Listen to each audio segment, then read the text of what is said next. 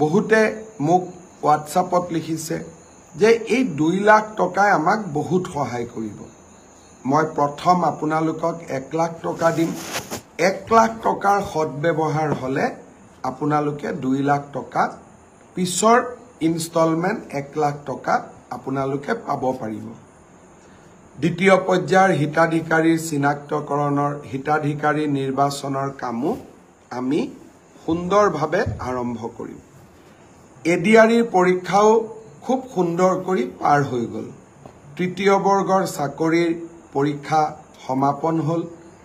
আজিৰ পৰা পুলিচৰ ৰিক্ৰুটমেণ্টটো আৰম্ভ হ'ল।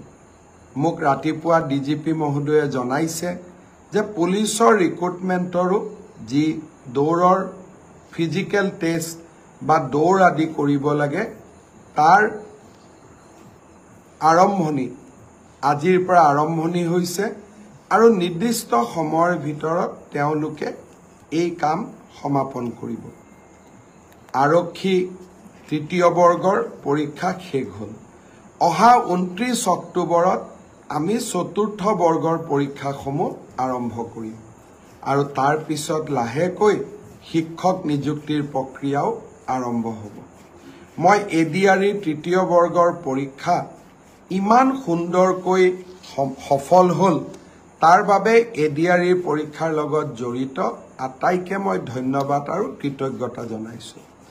প্ৰথমটো পৰীক্ষাৰ এনসাৰ কিউ আহিলে প্ৰায় 80,000 ল'ৰা ছোৱালীয়ে OMR সিটো সেৱাক আবেদন কৰি সংগ্ৰহ কৰিলে। প্ৰথম পৰীক্ষাৰ OMR সিট যদি আপোনালোকে বিচাৰে সেৱাক আপোনালোকে আবেদন কৰিলে এদিনৰ ভিতৰতে এই OMR সমূহ আপোনালোকে পাব পাৰিব। এতিয়া মোক বহুতে প্ৰশ্ন কৰিছে যে দ্বিতীয়টো পৰীক্ষাৰ এনসাৰ কি কেতিয়া আপলোড কৰা হ'ব।